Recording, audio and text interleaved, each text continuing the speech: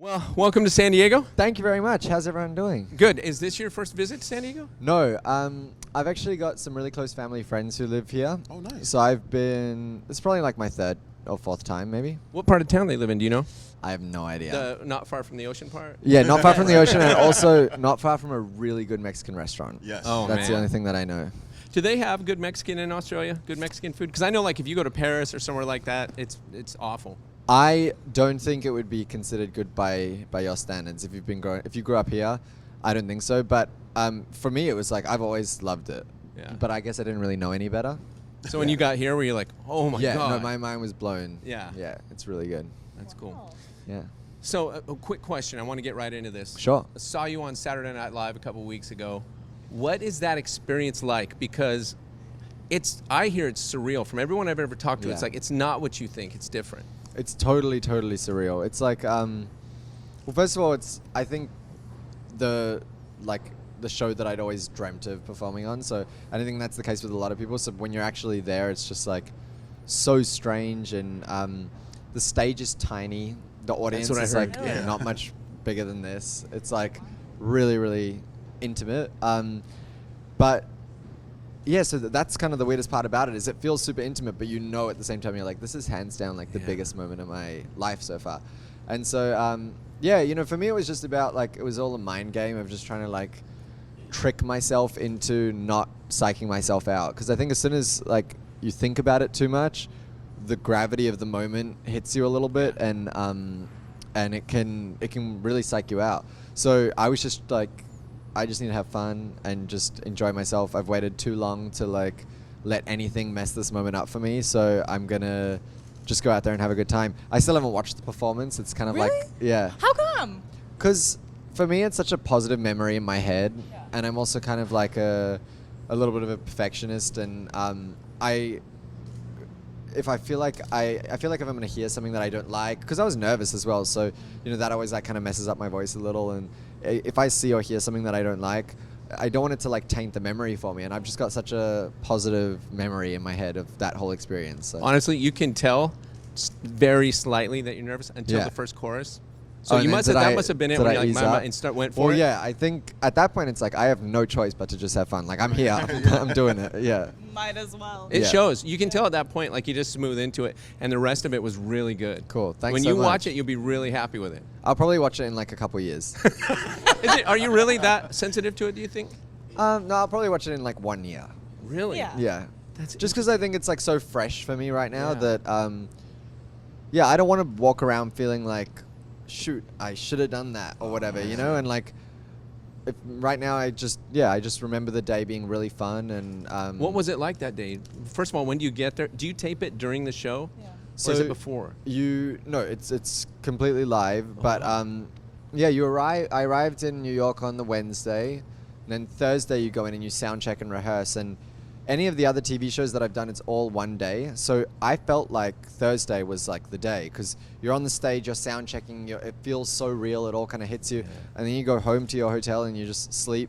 You have Friday off. It's like so eerie, because you're like, tomorrow is such a huge day, Way too and much I'm just like downtime. watching TV in my You're bed in or Times whatever. Square at a Sbarro going, hey, I'm gonna, Yeah, tomorrow like- I'm on Saturday Night Live. trying to think of stuff to do in New York, and then the Saturday comes, and even that only starts at like 4 p.m. or something, because the show tapes, I think it's from like 11:30 till 1. Yeah. Oh, It's on live. Yeah. And so yeah, so the whole day it's just like you're basically sitting there. They don't let you leave as well, so you've got this big gap in the middle of the day between dress rehearsal and the show, but they tell you that you're not supposed to leave. I guess maybe because if somebody gets stuck in traffic or whatever, it's a live show, so you can't you Yeah. know mess up. But to have to just like sit there and be like, I'm going on Saturday Night Live in like an hour, it's really scary. That's a mind bender. Did you distract yourself with? I did. I just like watched. It goes fast because I was like in hair and makeup, and then watching the sketches that they're like rehearsing on TV Yeah. and stuff like that. So it's fun because you also get to see sketches that don't make the show. So, Oh, really? Yeah. Okay. Being in Australia, were you aware of Saturday Night Live? Is it a cultural thing there as well? It's not nearly as much of a cultural thing. Like it's, but everyone's aware of it, and anytime like one of the sketches goes viral or like a performance goes viral or anything like that, we're super aware of it. Everyone knows that it's like a big deal. It's a thing. Yeah. And then when you were done, and did you go to the cast party afterwards and hang out? I did, yeah. The party afterwards is like, you'd think it'd be like super lit, but it's not. It's like, What's it like? well, everyone is so tired and so hungry. It's like, Really? get me food. So it's a big dinner, basically. It's like a party after finals. Yeah, yeah. Yeah. And then apparently there's an after party that starts at like 4 a.m. That one gets What? crazy, but I didn't make it. I was like too I'm tired. done. That's Yeah. cool. Wow. And so you wake up the next day and go, okay, well, there's that. Yeah, and like check your phone and hope that people liked it, and yeah, So that's it. I gotta ask. So SNL done. All right, you've done Ellen done. Mm-hmm. Do you have like a bucket list of things you want to do while you're on the road? The only other thing, and I'm in no rush at all, I really would like to be nominated for a Grammy in my lifetime. Yeah. So if it happens when I'm 60, then that's kind of what I expect, is like that it'll happen when I'm like older. Like that's what I thought was going to happen with SNL. I was like, oh, I'll hopefully get to do SNL one day when I'm like 40. Nice. You know? Right. And so for it to be happening so soon is really exciting. But yeah, I would love a Grammy nomination. That would be really insane. Wow. Do you, now I know you've got a movie coming out, Yep. right? Yeah. When it comes to acting versus singing, Grammy versus Academy Award, which would you rather have? Grammy. Really? Yeah. Yeah, I don't know. Acting for me has always been like a really fun thing that I find really scary at the same time. Like, I just don't feel nearly as. I like how in control I am with music. Like, I am super involved in every part of the process. I write the music. Obviously I'm like involved in all of the visual stuff, and it feels like my thing. Whereas acting, you're like going into someone else's world, and you got to trust the director, and you can't always like see what you look like and stuff. So it's kind of like a little bit of a gamble. I'm going to see the movie. I haven't seen it yet. I was about to ask, are you going to watch the movie? I'll watch the movie. I'll watch About a the year. movie. But yeah, the first time I see it will probably be with like everyone else at the premiere. Yeah. Nice. That's how it normally Let's works. talk about the movie and your role and how kind of tailor-written it is in a way. Like Yeah. you can really express yourself through it. Yeah, so the movie's called Boy Erased, and it's about a kid who gets sent off to a gay conversion therapy camp, which is one of those camps where they try and make you straight, basically. And yeah, it's based off of a memoir. It's a true story, and I read the script and just was like, I have to be a part of this movie. And so I auditioned and just kind of hoped for the best, and ended up getting the part. And I play one of the boys at the camp when he goes to the camp. But I think it's going to be a really important movie. I want like parents to watch it, and I'm hoping that's just going to like randomly come on TV one day, and a family's going to turn on and be like, oh, okay, that's how to not handle my son coming out. Because You want to have a conversation start with it. yeah, exactly. And you can see kind of how things go when kids were sent off to those camps, and it's still happening all the time, all over the place. It's been made illegal in like a couple states, but my understanding is that it sort of just like goes a little bit underground and still happens under like different names and things like that. Wow. Yeah. You were just talking about going to the Pride Parade. I watched you made a YouTube video about that, and I think that's, I think that video, if you could recap that, because I think it really does talk about the experience of dealing with coming out, or maybe a parents you're not sure if they approve or how involved they'll be, because it's not just enough to come out and say this is who I am. You want the acceptance, especially from those closest to you. Totally, yeah. I think coming out is like always a super vulnerable experience for anyone, and I got very, very lucky. My family has been like completely supportive, the best. My friends, same thing. But I still so vividly remember going to like my first Pride, because my family came with me, and I was like, that was the difference between like tolerance and acceptance. You know what I mean? Like they weren't just like dealing with the fact that they had a gay son, they were like proud of the fact that they had a gay son, you know? And that really just like rocked my world, and it just made everything a lot easier for me.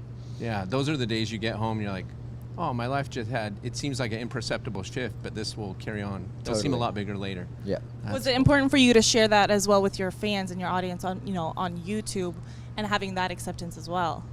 Yeah, so I got to the point where I had been out in my private and personal life for, I think, like 3 years. Yeah. And so it had become a real, like, non-issue for me. I was super comfortable in my own skin. And when I was, like, coming to terms with my own sexuality. I watched like every coming out video on YouTube, and and I also happened to be a YouTuber. I like had this big audience online, and so I sort of felt like I owed it to the community to like share my story and hopefully help some other people out. You know, you have a huge Instagram following, huge social media following. Do you turn notifications off on your phone so it doesn't eat your battery alive? If I follow you, then I get the notification. So it's like people you follow. You can do that. Yeah, that's it. But you wouldn't like post a picture and watch those likes like, oh my God. No. Right. Oh my God. No, yeah. I mean, I go on and I like will read some comments and stuff like that. Yeah. But yeah, I actually like it stresses me out sometimes when I see notifications, even from people that I follow. Sometimes I delete the Twitter app from my phone for a few days and just like chill. I can see. I feel stressed out. Like I announced we're having a kid, and we get like 163 comments. I'm like, I got to reply to all those. I'm going to do it Thursday at noon. I'm going to block out an hour. It never happens. I feel like a loser. I'm like, somebody on your level's got to be like, I just can't even. Yeah, it gets a little bit overwhelming sometimes, but I mean, I'm really lucky. It's majority of it is love, so that's really good. You have a strong fan base. I mean, all artists, Yeah. But I know that you also, like, you're really close with them. You do respond. I mean, when you are in those moods, when you're reading those comments, you're really good at responding and, like, really talking to them.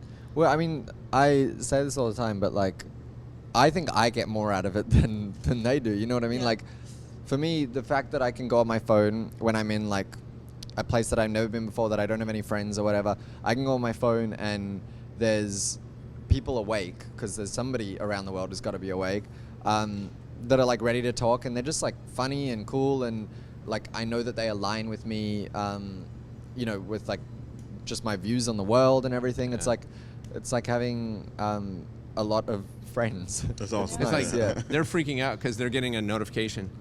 Troye says, "You up? Yeah. You up? Oh my God! What? Yeah. And chances are I'm just like lying in my bed, can't sleep, and that's need awesome. something to do. So That's awesome. yeah, it's fun. Does that ever make you feel a little bit lonely too? Because you know, with your schedule, it's impossible for you to keep things. You're not like, hey, I know I'm going to be free every day at this time. You're not. You never know. So sometimes that must be confusing and hard to keep track of everything. Do you have to just kind of let go at some point and go, I'm just taking it as it comes? I'm still figuring it out. I'm like, at the moment, I'm actually doing like the opposite. I'm trying to get a little bit more involved in like the scheduling part of things beforehand, so that I can be like, okay, I know that I'm going to be dead tired here. Yeah. So let's like spend a few days at home in LA, or let me go to Australia to see my family or whatever. So I'm trying to just like, because it's just a crazy world and like such an overwhelming one, and it kind of like breaks my heart if I go to a place and don't get to see the place, you know, and just like work the whole time. So I try and schedule stuff in like that, and it's like I'm just trying to kind of keep my head throughout the whole thing. Yeah. Yeah. So you're right at that. It seems like you're almost right at that point where you're like, okay, I'm going to control this as much as I can, but maybe on some level I just have to let go and go. Yeah. I mean, I'll know like, oh, this is a crazy week, and then at that point I just like surrender to whatever for the week, and accept that I'm just gonna like not get very much sleep or whatever. But I mean, I've got a really great band and team, and everyone, we have fun, so it's good. Yeah, that helps. When you're collaborating with someone like Martin Garrix or Zed, like the first time I ever heard you, I hear Paper Cut. I'm like, I'm just listening to the song and I really like it. I'm like, who's singing on this? Troye Sivan. All right, I check it out and I'm like, oh, I'm last to the party on this. This guy's huge.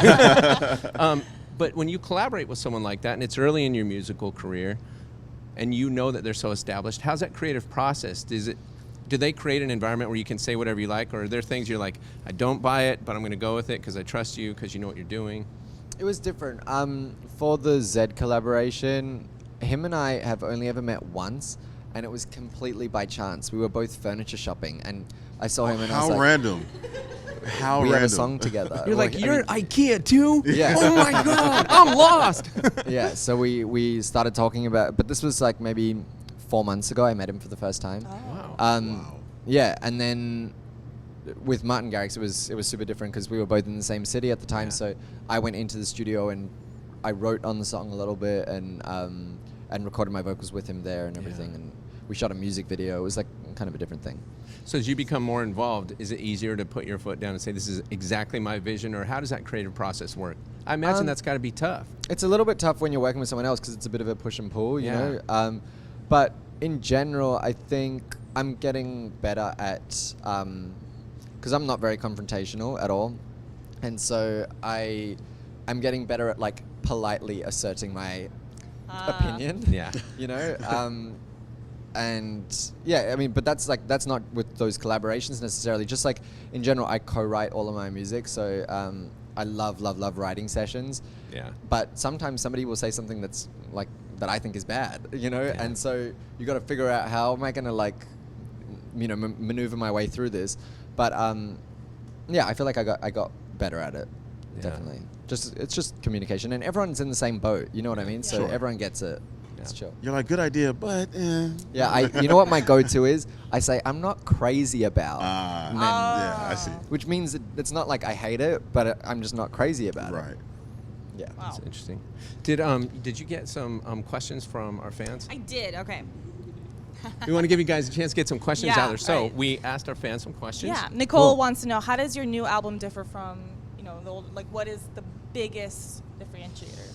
I would say the biggest one is hopefully that it's better, because I think I've like grown a lot in between, but also I think it's a lot lighter. Like I think it's a little bit less, just heavy. My first album had, I think, a lot of weight to it, and this one has moments of that, but there's a lot of like release, I think, as Yeah. well.